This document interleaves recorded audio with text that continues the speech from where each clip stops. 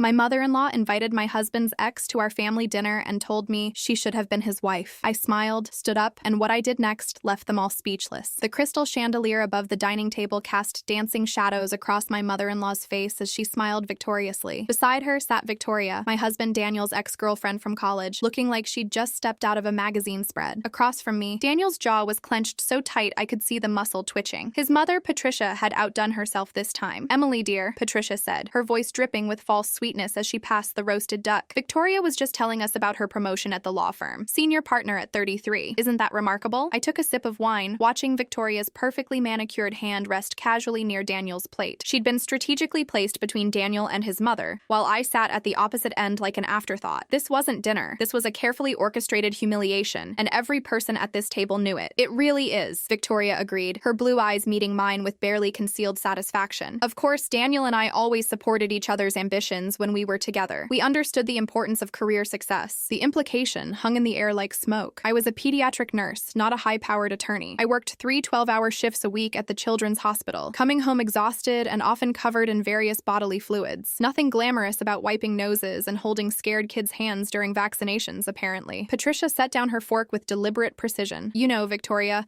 I've always said that you should have been Daniel's wife. You two were so perfectly matched. Same background, same education level, same social circle." The table fell silent. Even Daniel's father, Robert, who usually stayed neutral in these family dramas, looked uncomfortable. Daniel opened his mouth to speak, but I gently touched his knee under the table. "Not yet." "Mother," Daniel started, his voice strained. "No, let me finish," Patricia interrupted, turning to face me directly. "Emily, you're a lovely girl, but let's be honest. You come from a very different world than we do. Your father drives a truck, your mother works at a grocery store. You didn't even finish your bachelor's degree before going to nursing school. Meanwhile, Victoria here comes from the Morrison family. Her father is a federal judge. She went to Yale Law School." I set down my wine glass, my hand perfectly steady despite the rage building in my chest. Around me, I could feel the tension crackling. Daniel's sister, Michelle, who'd been silent until now, looked like she wanted to crawl under the table. Robert cleared his throat uncomfortably. "What Mother is trying to say," Patricia continued, apparently emboldened by my silence, "is that you've done well for yourself, considering your background. But Daniel could have had so much more. He could have had someone who truly belonged in his world." Victoria reached over and touched Daniel's arm. "It's not too late," she said softly, but loud enough for everyone to hear. "We were so good together, Danny. Remember our trip to the Hamptons? The charity galas? I still have the key to your old apartment." That's when I smiled. Not a nervous smile or an embarrassed smile, but the kind of smile that makes people nervous. I reached into my purse, pulled out my phone, and set it on the table in front of me. "Patricia," I said, my voice calm and clear, "before I show everyone what's on this phone, I need to ask you something. Are you absolutely certain you want to continue this conversation? Because once I start talking, there's no going back." The color drained from Patricia's face, just a little, just enough for me to notice. But she recovered quickly, that mask of superiority sliding back into place. "I have no idea what you're talking about," she said, but her voice wavered slightly. I unlocked my phone and placed it face down on the table. "No? Then let me refresh your memory. 3 months ago, when you told Daniel we should separate so he could explore his options. 2 months ago, when you convinced him to have lunch with Victoria without telling me. Last month, when you told your entire book club that I trapped your son into marriage by getting pregnant." Daniel's head snapped toward his mother. "You said what? That's ridiculous," Patricia sputtered. "I never—" "You did," I interrupted. "Susan Fletcher recorded it. She thought I should know what you were saying behind my back. She's been a patient family at the hospital for years, and she was horrified by what she heard." I picked up my phone again, scrolling deliberately, but that's not even the interesting part. The interesting part is what I discovered when I started paying attention to your behavior, the pattern of manipulation, the lies, the secrets you've been keeping from your entire family. Victoria shifted uncomfortably in her seat. Patricia's face had gone from pale to flushed. "I don't know what game you think you're playing. It's not a game," I said quietly. "It's the truth, and everyone at this table is about to hear it." Daniel reached for my hand, but I pulled away gently. This was something I needed to do alone. I'd spent 3 years being the good daughter-in-law, swallowing insults, accepting blame, and trying desperately to be good enough for a woman who would never accept me. Those days were over. 6 months ago, I began, I noticed something odd. "Patricia, you kept making comments about Victoria, suggesting Daniel should reach out to her, showing him her social media posts. At first, I thought you were just being petty, trying to make me jealous. But then I wondered, why was she suddenly so present in your conversations? Victoria has been married and divorced since she and Daniel broke up 10 years ago. So why the sudden interest?" Victoria's confident expression faltered. Patricia gripped her water glass so tightly her knuckles turned white. "So I did what any suspicious wife would do. I started investigating, and what I found was fascinating. I tapped my phone screen, and the light illuminated the faces around the table." Daniel leaned closer, trying to see what I was looking at. His mother's breathing had become noticeably shallow. "It started with a simple question," I continued, my voice steady despite my racing heart. "Why would Patricia be so invested invested in reconnecting Daniel with his ex-girlfriend after all these years? The answer wasn't romantic nostalgia. It was financial desperation. Patricia stood abruptly, her chair scraping against the hardwood floor. This is absurd. Robert, tell her to stop this nonsense. But Robert didn't move. He was staring at his wife with an expression I couldn't quite read. Not shock exactly, more like resignation. Sit down, mother, Daniel said, his voice hard in a way I'd never heard before. Let her finish. Patricia remained standing, but I could see her hands trembling. Good. Let her feel a fraction of the humiliation she'd put me through. Victoria's father, Judge Morrison, owes your mother a favor, I said, looking directly at Victoria now. A very large favor, actually. 23 years ago, when Patricia was working as a paralegal before she married Robert, she witnessed Judge Morrison accepting a bribe in a case involving a real estate developer. She kept copies of the documents. The room erupted. Michelle gasped. Robert's fork clattered onto his plate. Daniel's face went from confused to horrified in seconds. But Victoria looked like she might be sick. That's slander, Patricia hissed. I'll sue you for every penny. You won't, I interrupted calmly, because I have the documents. You kept them in a safety deposit box at First National Bank, box number 743. I found the key in your study 3 months ago when you sent me to fetch your reading glasses. You'd left it in your desk drawer, tucked inside an old birthday card from Victoria's mother, Eleanor Morrison. Patricia sank back into her chair, her face ashen. Victoria had gone completely still. Her earlier confidence evaporated like morning fog. I made copies, I continued, and I had a lawyer friend review them. They're real, they're damaging, and they're more than enough to end Judge Morrison's career and potentially send him to prison. The statute of limitations hasn't run out on this particular crime. Why would you? Daniel started, then stopped. I could see him working it out in his head, connecting the pieces I'd laid before him. Your mother has been blackmailing the Morrisons for years, I explained, turning to face him. Small amounts at first. 5,000 here, 10,000 there. Donations to charities she runs, contributions to causes she supports. But 6 months ago, she got greedy. She demanded $200,000 to finally destroy the evidence and free them from her hold. Robert dropped his head into his hands. Patricia, tell me this isn't true. They had the money, Patricia said defensively, her mask finally cracking. The Morrisons are wealthy. It wasn't going to hurt them. But they didn't want to pay any more, I said. So Victoria came up with a plan. If she could break up Daniel's marriage and get him back, her family would become connected to yours through marriage. Patricia would be less likely to expose her father-in-law. It was damage control, wrapped up in a pretty package of rekindled romance. Victoria finally found her voice. That's not true. I still have feelings for Daniel. This has nothing to do with my father. Really? I pulled up a text message thread on my phone, then explained these messages between you and your mother from 2 weeks ago. The plan is working. Patricia invited me to dinner. Once I'm back in his life, she'll have to protect Dad. Should I read more? The silence that followed was deafening. Michelle was staring at her mother with undisguised horror. Robert looked 20 years older than he had at the start of dinner. Daniel's face had gone from pale to flushed, his jaw working as he processed the betrayal of not just his mother, but his ex-girlfriend too. How did you get those messages? Victoria whispered. You left your phone unlocked on the bathroom counter when you went to powder your nose at Patricia's birthday party last month, I said. I took photos of everything relevant. Your entire conversation history with your mother, with Patricia, even with the lawyer you consulted about whether there was a way to invalidate my marriage to Daniel. Daniel's head whipped toward Victoria. You what? I was protecting my family, Victoria said, but her voice lacked conviction. Your mother was destroying us. Can you blame me for trying to find a solution? By trying to destroy my marriage? Daniel's voice rose, anger finally breaking through his shock. By conspiring with my mother to manipulate me? How is that protecting anyone? Patricia tried to interject. Daniel, please understand. Victoria comes from our world. She understands our values, our expectations. This girl, she gestured dismissively at me. She's been holding you back. You could be so much more if you weren't weighed down by her mediocre. Stop! Daniel's single word cut through the room like a blade. Just stop talking, mother. He turned to me, his eyes searching my face. How long have you known? 3 months, I admitted. Since I found the safety deposit key, I spent the last 12 weeks gathering evidence, making copies, consulting lawyers, and building a case. I wanted to be absolutely certain before I said anything. Why didn't you tell me? His voice cracked slightly. Because I needed to know something first, I said softly. I needed to know if you were part of this, if you knew what your mother was doing, if you were in on the plan to get back together with Victoria. The hurt that flashed across his face was answer enough. You thought I would do that to you? Your mother has been poisoning our marriage since the day we met, I said, feeling my own control starting to slip. She's criticized everything about me, from my family background to my career choice to the way I dress. She's made it crystal clear that I'll never be good enough for you. And you've stood there and let her do it over and over again, because she's your mother and you can't bear to confront her. Daniel flinched like I'd slapped him. That's not fair, isn't it? I stood up, my chair scraping against the floor. How many times have I told you how she makes me feel? How many times have I asked you to set boundaries with her? And how many times have you told me I'm being too sensitive, that that she doesn't mean it the way it sounds. That she's just old-fashioned. I thought— He stopped, swallowed hard. I thought if I gave her time, she'd come around, accept you, see how amazing you are. Well, she didn't. Instead, she plotted to break us up and blackmailed an entire family to do it. I picked up my phone, my hands finally shaking. So now we all have a choice to make. Patricia's voice was small now, stripped of its earlier confidence. What do you want? I looked at her, this woman who had made my life hell for 3 years, and felt a strange calm settle over me. This moment, right here, was what all those months of secret planning had been building toward. What do I want? I repeated. I want my husband to finally stand up to you. I want Victoria to leave this house and never contact our family again. And I want you, Patricia, to understand that your reign of terror is over. And if I don't? She tried to inject some steel into her voice, but it came out sounding desperate. Then these documents go to the state ethics board tomorrow morning, I said simply. Judge Morrison's career ends, possibly his freedom too. Victoria's reputation as a lawyer gets tarnished by association with her corrupt father. And you, Patricia, you get investigated for blackmail and extortion. Those are actual crimes with actual prison sentences. The color had completely drained from Patricia's face now. You wouldn't. Try me. I meant every word, and she could see it in my eyes. Robert finally spoke, his voice heavy with exhaustion and disappointment. Patricia, how could you do this? To our son, to this family. I was protecting our lifestyle, she said, but even she didn't sound convinced anymore. Victoria's father was going to expose some of my own financial dealings if I didn't stop. I had expenses, commitments, the country club fees alone. You destroyed our son's marriage over country club fees? Robert's voice rose to a shout. I'd never heard him raise his voice before. You blackmailed a federal judge? Are you insane? I did what I had to do to maintain our position in society. Patricia snapped back, some of her old fire returning. Something none of you seem to appreciate. Your position in society? Michelle spoke up for the first time, her voice shaking with emotion. Mother, you've been blackmailing people. That's not maintaining position. That's being a criminal. Patricia turned on her daughter. You don't understand how the world works, Michelle. You're still naive enough to think that playing by the rules gets you anywhere. It doesn't. People like the Morrisons, people with real power, they only understand leverage. And what about people like me? I asked quietly. People you consider beneath you? What do we understand? She looked at me with such pure contempt that it actually took my breath away. You understand survival. You married up just like I did. The difference is I made something of myself. I created a life of meaning and influence. You're content to change bedpans and wipe snotty noses. The slap came from an unexpected direction. Michelle had stood up and struck her mother across the face, the sound echoing in the stunned silence. How dare you? Michelle breathed, tears streaming down her face. Emily saves children's lives. She holds crying parents when their kids are sick. She works holidays and weekends and overnight shifts. She's worth 10 of you. Patricia held her reddening cheek, looking genuinely shocked for the first time that evening. Daniel stood up slowly, and when he spoke, his voice was cold and final. Mother, you need to leave. Pack a bag. You're not welcome in this house anymore. This is my house, Patricia protested. Actually, Robert said quietly, it's in both our names. And I'm asking you to leave too. Tonight. We'll discuss the details of our separation through lawyers. The bomb I'd dropped had created casualties I hadn't anticipated, but as I watched Patricia's carefully constructed world crumble around her, I couldn't bring myself to feel guilty. She'd built her empire on lies, manipulation, and blackmail. This was simply the consequences catching up. Victoria stood abruptly, her chair toppling backward. I should go. Yes, you should, Daniel said, his voice like ice. And Victoria, if you ever contact me again, if you ever come near my wife again, I'll make sure every law firm in this city knows exactly what you tried to do. Your father's corruption, your mother's complicity, your scheme to destroy my marriage, all of it. She grabbed her purse, her hands shaking so badly she nearly dropped it. Danny, please, I was desperate. My father could lose everything. Get out! Daniel's voice didn't rise, but the finality in it made Victoria flinch. She looked at me one last time, and I saw something unexpected in her eyes. Not hatred, but exhaustion. The kind that comes from carrying other people's secrets for too long. For what it's worth, she said quietly, you're better for him than I ever was. I could see it the moment I walked in tonight. The way he looks at you, it's different than he ever looked at me. She paused at the doorway. I'm sorry, truly. Then she was gone, her heels clicking rapidly down the hallway, the front door closing with a soft thud that felt like punctuation at the end of a chapter. Patricia remained frozen in her chair, one hand still pressed against her reddening cheek where Michelle had struck her. Her perfect composure had shattered completely, revealing the frightened woman underneath all that carefully maintained superiority. You don't understand, she said, looking around the table at faces that had once adored her. Everything I did for this family. To keep us safe, to maintain our standing. No, Mother, Daniel said, his voice eerily calm now. Everything you did for yourself. Your standing, your pride, your control. He turned to me. Emily, I need you to know something. I had no idea about any of this. The blackmail, the plan with Victoria, none of it. I studied his face, searching for any hint of deception, but I saw only horror, betrayal, and a desperate need for me to believe him. I know, I said softly. If I'd thought you were involved, I would have left you 3 months ago and filed for divorce. The relief that washed over his features was palpable. Thank God. I thought when you said you needed to know if I was that's part of it. I thought maybe you were going to leave anyway. I considered it, I admitted, my own voice cracking now that the adrenaline was wearing off. Every day for 3 months. I packed a bag in my mind, rehearsed the conversation, imagined what my life would look like without you. But you stayed. I stayed because I love you, and because I hoped that when the truth came out, you would finally see what your mother really is. Not the refined society matron she pretends to be, but the manipulative, cruel woman who's been trying to destroy me since the day we met. Robert cleared his throat. Emily, I owe you an apology. A profound one. I've stood by while Patricia treated you poorly. I told myself it was just her way, that she'd warm up eventually. I was a coward, and I'm deeply sorry. I looked at Daniel's father, this quiet man who'd always been kind to me in small ways, but never defended me when it mattered. Thank you, Robert. That means more than you know. Patricia finally found her voice again. So what happens now? You've exposed all my secrets, humiliated me in front of my family. Are you satisfied? Satisfied? I laughed, but there was no humor in it. Patricia, you've spent 3 years telling me I'm not good enough for your son. You've insulted my family, my career, my intelligence. You've excluded me from family events, criticized everything from my clothes to my cooking, and tonight you brought another woman into my marriage and told her she should have been Daniel's wife. Satisfaction doesn't even begin to cover what I'm feeling right now. I leaned forward, my hands flat on the table. But here's what's going to happen. You're going to leave this house tonight. You're going to check into a hotel, and tomorrow you're going to call your lawyer and start divorce proceedings with Robert, because after what you've done, he deserves better than you. Patricia opened her mouth to protest, but I held up my hand. I'm not finished. You're also going to destroy every copy of those documents you have on Judge Morrison. You're going to call Eleanor Morrison and tell her the blackmail is over, that you're sorry for what you've done, and you're going to mean it. And if I don't? Patricia's voice was barely a whisper. Then I go to the authorities with everything I have. The documents, the text messages, the bank records showing the payments you've received, all of it. And you spend the next 5 to 10 years in prison. The fight drained out of Patricia visibly. Her shoulders sagged, her carefully maintained posture collapsing. For the first time since I'd known her, she looked old, vulnerable, almost human. I'll need time to pack, she said finally. Take all the time you need, Robert said, standing up. I'll be sleeping in the guest room tonight. Your bag should be gone by morning. Patricia stood shakily, supporting herself on the table. Michelle moved to help her, but Daniel stopped his sister with a gentle hand on her shoulder. Let her go alone, Mish. She needs to face this. We watched in silence as Patricia left the dining room, her footsteps heavy on the stairs. The woman who'd entered this evening full of confidence and cruelty was leaving defeated, exposed, her carefully constructed facade in ruins. Michelle was the first to break the silence, her voice small and lost. I can't believe she did all that. The blackmail, the plotting with Victoria. How long has she been like this? Always, Robert said heavily. I just didn't want to see it. Your mother has always been ambitious, calculating. I told myself it was a strength, that she was protecting our family, but she was really protecting herself, her image, her control. Daniel hadn't let go of my hand since Victoria left. Now he squeezed it tightly. Emily, I don't even know how to begin apologizing for what she put you through. You can start, I said quietly, by making sure it never happens again. Your mother isn't the only problem. Daniel, the problem is that you've let her behave this way for 3 years. You've made excuses for her, asked me to be patient, told me I was overreacting. He flinched but didn't look away. You're right. I was protecting her instead of protecting you. I was a coward, just like Dad said. Yes, you were, I agreed, not softening the blow. He needed to hear this, needed to understand the depth of damage that had been done. Every time you stayed silent when she insulted me, every time you asked me to just ignore her, you chose her over me. You chose your mother's comfort over your wife's dignity. Tears were streaming down his face now. I know. God, Emily, I know, and I don't know how to fix it. You start by believing me when I tell you something is wrong. You start by setting boundaries and actually enforcing them. You start by being the partner I need, not the son she wants you to be. I can do that, he said hoarsely. I will do that, whatever it takes. Michelle wiped her eyes. I knew Mom could be difficult, but I never imagined she was capable of something like this. Blackmail, conspiracy. It's like I don't even know her. Maybe none of us did, Robert said. Or maybe we just saw what we wanted to see. Upstairs, we could hear Patricia moving around, opening drawers, closing suitcases, the sounds of a life being hurriedly packed away. I wondered what she was thinking right now, whether she felt any remorse or just anger at being caught. Emily, Michelle said hesitantly, what made you start investigating? What was the thing that finally made you suspicious? I thought back to that moment 3 months ago, the turning point that had set everything in motion. It was something small, actually. Patricia made a comment about how Daniel and Victoria used to vacation in the Hamptons together, but Daniel had told me they'd only been there once for a weekend. When I mentioned the discrepancy, Patricia got defensive, said I must have misheard, but I hadn't misheard. She'd lied. And that was enough to make you suspicious? Michelle asked. It was the pattern that made me suspicious, I explained. That lie, combined with all the other little inconsistencies over the years, stories that didn't quite match up, information she shouldn't have known, times when she seemed to know where we'd been or what we'd done, even when we hadn't told her. I started paying attention, really paying attention, and I realized she'd been monitoring us, probably paying someone to follow Daniel, or maybe checking his credit card statements. Daniel's face went pale. She has access to my credit card statements. I added her as an authorized user years ago in case of emergencies. You You need to remove her, I said firmly. Tonight, along with any other financial connections you have with her. He pulled out his phone immediately. I'm doing it right now. Robert watched his son work through the banking apps with a mixture of pride and sadness. Your mother and I will need to divide our assets. It's going to be complicated after 35 years of marriage. I'm sorry, Dad, Daniel said without looking up from his phone. I know you loved her. I did. I still do, in a way. But I can't live with someone who's capable of this level of deception and cruelty. Robert turned to me. Emily, I want you to know that whatever happens between Patricia and me, you are still my daughter-in-law. You're still family, and I'm going to do better by you than I have been. The unexpected kindness broke through my remaining defenses. Tears I'd been holding back for 3 months finally spilled over. Thank you, Robert. That means everything to me. Michelle came around the table and pulled me into a hug. I'm so sorry, Emily. Sorry for not seeing what was happening. Sorry for not defending you more. You're my sister, and I should have protected you. We stood there, the four of us, holding each other in the wreckage of what had been a family dinner. Upstairs, Patricia's footsteps had stopped. In the silence, I could hear the grandfather clock in the hallway ticking away the seconds of her old life. Finally, we heard her coming down the stairs, the wheels of her suitcase thumping on each step. She appeared in the doorway, coat on, purse over her shoulder, looking smaller somehow without her armor of superiority. I'm leaving now, she announced to the room at large. I'll call tomorrow about retrieving the rest of my things. Fine, Robert said, not moving from his position at the table. Patricia's eyes found mine, and for a moment I saw something that might have been regret, or maybe just embarrassment at being caught. I suppose you think you've won. This wasn't about winning, I said quietly. This was about protecting myself and my marriage from someone who was actively trying to destroy both. I was trying to protect my son from making a mistake. No, Daniel interjected, his voice hard. You were trying to control me, to keep me dependent on you, orbiting around you like I always have. Emily threatened that control, so you tried to eliminate her. Patricia's mask slipped one final time, revealing the anger underneath. Fine, believe what you want, but don't come crying to me when this marriage falls apart because you married beneath your station. Get out, Daniel said coldly, before I call the police and have you removed. She left without another word, the front door closing behind her with a finality that echoed through the entire house. None of us moved for a long moment, processing what had just happened. Then Michelle let out a long breath. Well, that was the most dramatic family dinner we've ever had. Despite everything, I laughed. It was either that or cry, and I'd done enough crying over Patricia Carver to last a lifetime. The 3 weeks that followed Patricia's departure felt like living in the eye of a hurricane. The immediate storm had passed, but the damage assessment was only beginning. Daniel barely slept those first nights. He'd wake up at 3 in the morning and pace the hallway, processing the revelation that his mother had been actively sabotaging his marriage. I'd find him standing in his office, staring at old family photos, trying to reconcile the woman who'd raised him with the manipulative blackmailer I'd exposed. I keep thinking about all the times she criticized you, he said one night, his voice raw in the darkness of our bedroom. Every comment about your clothes being too casual, your job being too ordinary, your family being too working class. I thought she was just being a snob, like that was somehow acceptable. But it was all part of her plan to make you feel inadequate enough to leave. Or to make you question whether you'd made the right choice in marrying me, I added, sitting up against the headboard. He turned to look at me, his face shadowed. Did you ever doubt that I loved you, that I chose you because I wanted to, not because I was settling? The question hung between us, heavy with the weight of 3 years of accumulated hurt. I could have lied, could have told him what he wanted to hear, but we'd had enough lies in this marriage. Yes, I admitted, especially after your mother would spend an entire Sunday dinner comparing me unfavorably to Victoria or reminiscing about Daniel and Victoria's relationship. You'd sit there, uncomfortable but silent, and I'd wonder if part of you agreed with her, if you were having regrets. He crossed the room and knelt beside the bed, taking my hands. I never regretted you. Not once. I just didn't know how to handle her without destroying my relationship with my mother. I thought if I could keep you both in my life, somehow it would work out. That was naive, I said, not unkindly. It was cowardly, he corrected. I was a coward who let his mother torment his wife because confronting her felt too hard, too uncomfortable. I'm ashamed of that, Emily. Deeply ashamed. 2 days after the dinner catastrophe, the phone call started. First, Eleanor Morrison called me directly. Her voice shook as she thanked me for ending Patricia's years of blackmail. You have no idea what a relief this is, she said, crying openly over the phone. The constant fear, the money she kept demanding, the threats. It nearly destroyed our marriage. My husband made a terrible mistake 23 years ago, but we've paid for it over and over again. I'm not going to the authorities with the evidence, I told her. I meant what I said to Patricia. If she destroys her copies and ends the blackmail, this stays between our families. Why would you do that? Eleanor asked. After what Victoria tried to do to your marriage? Because Judge Morrison's crime was a long time ago, and Victoria was just trying to protect her father. I understand that kind of desperation, but I need you to understand something too. If Victoria ever contacts Daniel again, if she ever tries to insert herself back into our lives, the deal is off. Everything goes to the ethics board. She won't, Eleanor promised. I've already spoken to her. She's mortified by what she did. She wants to write you an apology letter. I don't need her apology, I said. I need her absence. The social fallout was swift and brutal. Patricia had spent decades cultivating her position in local high society, and news of her sudden separation from Robert spread like wildfire through their social circle. She'd checked checked into the Westgate Hotel downtown, a luxury property where she apparently felt entitled to maintain her lifestyle, even while her marriage crumbled. She sent Daniel text messages daily, alternating between anger and manipulation. Some accused him of abandoning his mother in her time of need. Others claimed I'd manipulated him, poisoned him against his own family. A few were pleading, begging him to meet with her, to hear her side of the story. He blocked her number after the first week. Michelle, meanwhile, had become my unexpected ally. She called me every few days to check in, to apologize again, to marvel at how she'd missed the signs of their mother's true nature. "I keep thinking about all the women Dad dated before Mom," she said during one of our coffee meetings at a cafe near the hospital. "How she'd systematically destroy those relationships, convince Dad they weren't good enough for him. I thought she was being protective. Now I wonder if she was just establishing control." "It's a pattern," I said, stirring my latte. "Controllers don't change their methods, they just change their targets." "Have you heard from her?" Michelle asked. "She sent me one email," I admitted, asking me to reconsider exposing her, claiming she had her reasons for everything she did. I deleted it without responding. "Good. She doesn't deserve your mercy after what she put you through." Michelle paused, choosing her words carefully. "Can I ask you something? That night at dinner when you smiled before you started revealing everything, what were you feeling?" "I've been wondering." I thought back to that moment, remembering the calm that had settled over me when I decided to stop being silent. Relief, mostly. For 3 months I'd carried this knowledge, these secrets, waiting for the right moment. When your mother sat there and basically told me I should give up my husband to Victoria, I knew the moment had arrived. The smile was me letting go of all the fear I'd been holding. "You're stronger than I gave you credit for," Michelle said. "Hell, you're stronger than most people would be in that situation. A lot of wives would have just divorced Daniel and left the family drama behind." "I considered it," I admitted, "but I love your brother. I wasn't ready to let your mother win by default." Robert called that afternoon while I was finishing my shift at the hospital. He wanted to meet for lunch the next day, just the two of us. His voice sounded tired, aged by the stress of the past few weeks. We met at a quiet bistro in the historic district, far from the country club where Patricia and her friends typically lunched. Robert looked thinner, older, but somehow lighter too, as if a burden had been lifted. "I filed for divorce yesterday," he said after we'd ordered. "My lawyer says it's going to be complicated. Patricia wants to fight for half of everything, even though she's the one who committed crimes." "I'm sorry, Robert. I never wanted to destroy your marriage." He shook his head firmly. "You didn't destroy it. Patricia did years ago. I just didn't want to see it. But Emily, I need to tell you something, and I need you to hear me out before you respond." I set down my water glass, suddenly nervous. "Okay. Patricia's been calling me, leaving voicemails, sending emails. She's desperate, and desperate people do unpredictable things." He leaned forward, his expression serious. "I think she might try to retaliate against you, spread rumors, damage your reputation, maybe even try to get you fired from the hospital." My stomach dropped. Can she do that? She knows people on the hospital board. Not well, but well enough to cause trouble if she's vindictive enough. And right now, she's very vindictive. I thought about my job, my patients, the families who trusted me with their children's care. The idea of Patricia's poison reaching into that part of my life made me feel sick. "What should I do?" "Be prepared," Robert said. "Document everything. If she contacts you, don't respond, but save the messages. If anyone at the hospital starts asking questions or treating you differently, report it immediately to HR. And Emily, don't feel guilty about defending yourself. You've been more than fair to her already." That evening, I told Daniel about Robert's warning. He went pale, then red with anger. "She wouldn't," he said, but his voice lacked conviction. "She couldn't be that petty. Daniel, she blackmailed a federal judge for years and tried to break up our marriage. Petty is well within her range." He pulled out his phone. "I'm calling her right now. I'm going to tell her if she comes anywhere near you or your job. I'll make sure everyone knows exactly what she did." "Wait," I grabbed his hand. "Let's think about this strategically. If you call her now, angry and threatening, she'll just get defensive. It might push her into doing something rash. Then what do you suggest?" I thought for a moment, an idea forming. "Let me talk to my supervisor at the hospital, preemptively. I'll give her a heads up that a family member might try to cause problems, without going into specifics. That way, if Patricia does try something, they'll already know it's personal retaliation, not legitimate concerns about my work." The next morning, I met with Sandra Chen, my nursing supervisor, and one of the most respected pediatric nurses in the state. I'd worked under her for 5 years, and she'd been my strongest advocate when I'd pursued my specialty certifications. "Come in, Emily," she said, gesturing to the chair across from her desk. "Your message said it was urgent." I took a deep breath and explained everything, or at least a carefully edited version. My mother-in-law's disapproval of my marriage, her recent attempts to break up my relationship, the confrontation that had led to her separation from my father-in-law, the possibility that she might try to damage my professional reputation out of spite. Sandra listened without interrupting, her expression growing more concerned as I spoke. When I finished, she sat back in her chair and sighed. "Emily, I'm going to be honest with you. This is the kind of situation that could become very messy if not handled correctly. Personal vendettas against hospital staff are taken seriously, but so are any allegations about patient care, however false they might be." My heart sank. "So if she makes accusations, they'll have to be investigated," Sandra confirmed. "It's policy, but here's what I can do. I'm going to document this conversation. I'm going to note that you came to me proactively with concerns about potential retaliation from a family member. That creates a record that predates any accusations she might make. It won't prevent an investigation investigation, but it will provide important context. Thank you, Sandra. I love this job. The kids, their families, the work we do here, it matters to me. I couldn't stand it if she tried to take that away. She won't, Sandra said firmly. Your work here speaks for itself. You've got stellar reviews, grateful families who write thank you notes about you constantly, and colleagues who trust you implicitly. Whatever she tries to throw at you, we'll deal with it together. I left her office feeling marginally better, but the anxiety remained. Patricia had proven she was capable of shocking cruelty. What else might she do? The answer came 3 days later. I was midway through my shift, checking vitals on a 6-year-old recovering from appendix surgery, when my phone buzzed with a text from Michelle. Turn on Channel 7 News. Now. It's about Mom. My hands shook as I pulled up the live stream on my phone. The noon news anchor was mid-sentence, and there, in the corner of the screen, was a photo of Patricia at some charity gala, smiling brilliantly. Allegations of blackmail spanning more than 2 decades. Sources close to the family say Patricia Carver, prominent local socialite and philanthropist, allegedly used evidence of judicial misconduct to extort money from a well-known family in the area. The investigation is ongoing,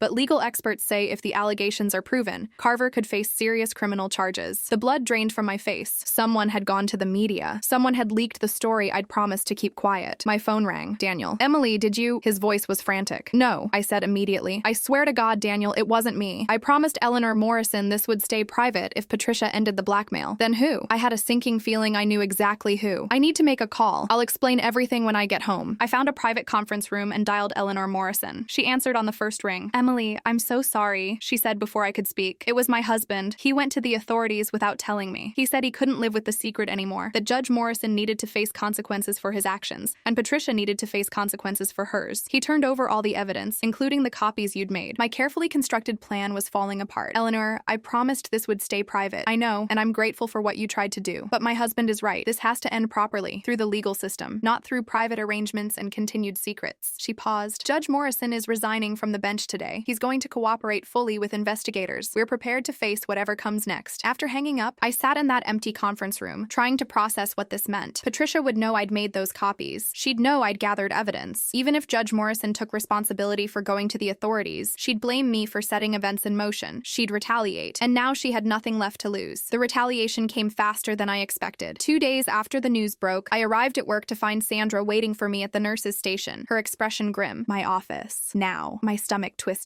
This was it. Whatever Patricia had done, it had worked. Sandra closed the door behind us and gestured for me to sit. I received a formal complaint this morning from the hospital ethics board. An anonymous tip claiming you've been stealing medication from the pediatric pharmacy. The accusation was so absurd I almost laughed. That's ridiculous. I know, Sandra interrupted. I've already pulled your access logs. Every medication you've ever checked out has been properly documented and administered to patients. Your records are spotless. But because the complaint was filed formally, we have to investigate. It's protocol. This is her, I said, my voice shaking with anger. My mother-in-law. She's retaliating because her blackmail scheme is falling apart. I figured as much, given our conversation last week. But Emily, here's the problem. The person who filed the complaint didn't just make vague accusations. They provided specific dates and times when you allegedly accessed the pharmacy outside your scheduled shifts. They claimed you were taking opioids for personal use. My blood ran cold. But I've never done that. I've never accessed the pharmacy when I wasn't working. Sandra pulled up her computer screen and turned it toward me. I know, but look at this. Someone accessed the pharmacy system using your credentials on these 3 dates. She pointed to entries from 2 months ago. Can you account for where you were on these days? I stared at the screen, my mind racing. That was during my vacation week in July. Daniel and I went to the mountains. I wasn't even in the city. Can you prove that? Yes. We have hotel receipts, restaurant charges, photos with timestamps. I pulled out my phone with trembling hands. Look, here's me at a hiking trail, date and time stamped. And here's one at a restaurant that same evening. Sandra examined the photos carefully. Okay, this is good. This proves you couldn't have physically accessed the pharmacy on these dates. But it also means something else, something more concerning. Someone else used my credentials. I finished, the implications sinking in. Exactly. Which means either someone hacked your account or they had your login information. Emily, who has access to your passwords? I thought hard. No one. I keep them in my phone, password protected. I've never written them down, never shared them with anyone. Then a memory surfaced, cold and clear. Wait, Patricia was here 3 months ago. She said she wanted to see where I worked, to understand what I did all day. Daniel couldn't come with her, so she toured the pediatric ward alone. One of the other nurses nurses walked her around. Sandra's expression darkened. Did she have any time alone? Time when she might have had access to your things? My locker, I whispered. She asked to use the restroom, and the nearest one is right by the staff lockers. I gave her the code to get into the break room. She could have gone through my locker, seen my phone if I'd left it there. Did you? I tried to remember that day. Yes, I remember specifically because she texted me when she was leaving, and I had to go back to my locker to check my phone. At the time, I thought it was odd that she'd text instead of just finding me, but I didn't think much of it. Sandra typed rapidly on her keyboard. I'm pulling security footage from that day. If she accessed your phone, if she photographed your passwords, we'll have proof. And if she then used your credentials to falsely access the pharmacy system, that's not just retaliation. That's fraud, identity theft, and attempted sabotage of a medical professional. She wouldn't have been able to physically access the pharmacy, though, I said, trying to follow the logic. You need a badge to get in, and the system logs who enters. But she could have accessed the computer system remotely if she had your login credentials. She could have created false records to make it look like you accessed medications when you didn't. Sandra leaned back in her chair. Emily, I think your mother-in-law tried to frame you for drug theft to get you fired and possibly arrested. The enormity of Patricia's malice took my breath away. This wasn't just trying to break up my marriage. This was attempting to destroy my entire career, my reputation, possibly even my freedom. What do I do? First, you change all your passwords immediately. Second, you let me handle the investigation. I'm going to fast-track this. Get IT involved. Pull all the relevant security footage and system logs. If Patricia Carver did what I think she did, she's going to regret it. I called Daniel as soon as I left Sandra's office. He listened in stunned silence as I explained what had happened. She tried to frame you for stealing drugs, he said finally, his voice hollow. My mother tried to get you arrested. She's desperate, Daniel. The news story exposed her. Judge Morrison is cooperating with investigators. Her whole world is collapsing. She's lashing out at the person she blames for all of it. You didn't cause any of this. She did with her own actions. His voice hardened with determination. I'm calling our lawyer right now. We're getting a restraining order against her,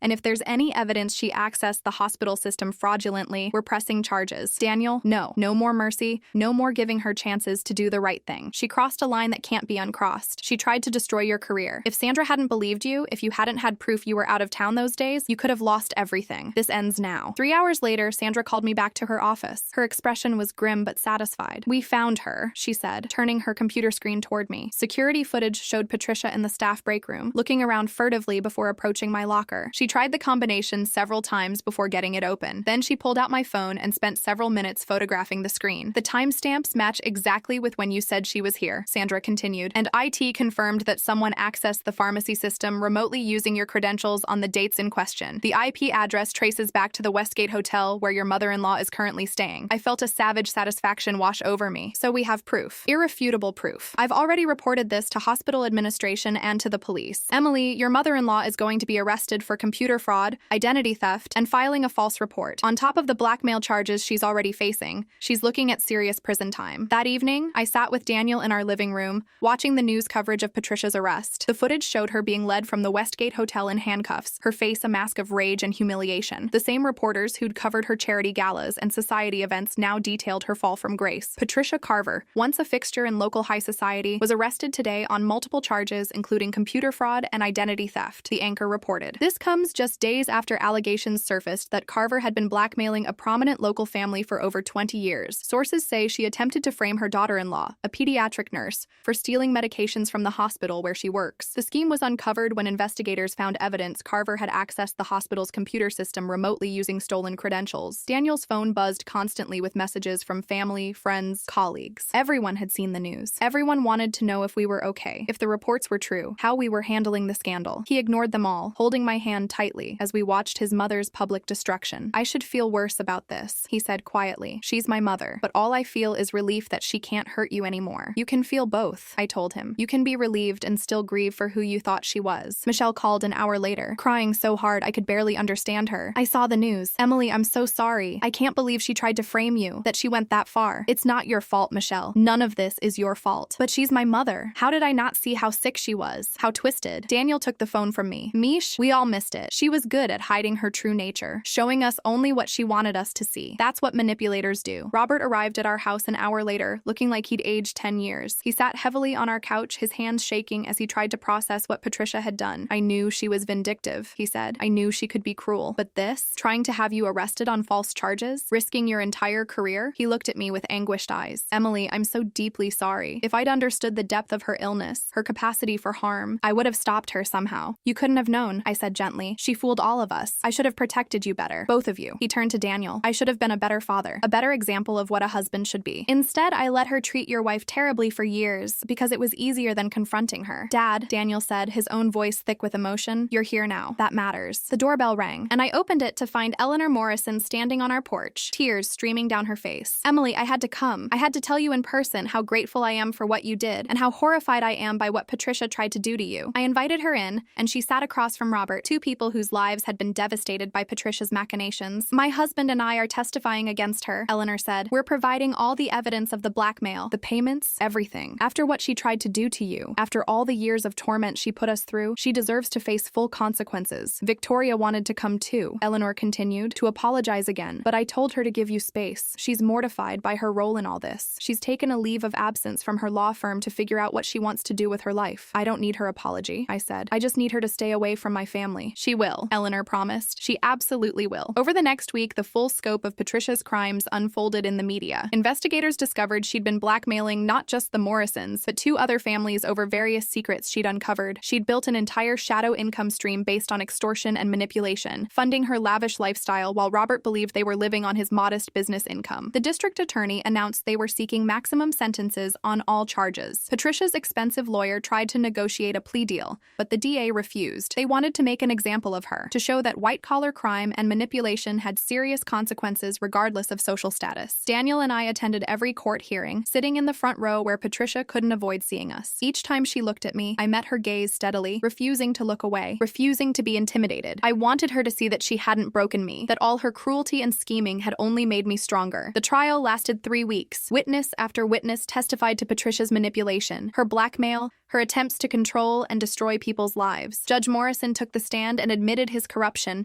explaining how Patricia had leveraged his mistake into decades of extortion. The hotel's IT specialist explained how Patricia had remotely accessed the hospital system. My supervisor, Sandra, testified about the false allegations and the evidence that proved my innocence. When it was my turn to testify, I told the truth calmly and clearly. The years of criticism and insults, the dinner where she'd invited Victoria to replace me, the revelation of the blackmail, my decision to gather evidence, and finally, her attempt to destroy my career when her schemes fell apart. Patricia's lawyer tried to paint me as vindictive, as someone seeking revenge against a mother-in-law I'd never gotten along with, but the evidence was overwhelming, and my documentation was meticulous. Text messages, emails, security footage, computer logs, all of it painted a picture of a woman who would stop at nothing to maintain control. The jury deliberated for less than 6 hours, guilty on all counts. At sentencing, the judge was harsh and unsparing. Mrs. Carver, you used your social position and your intelligence to prey on people's vulnerabilities.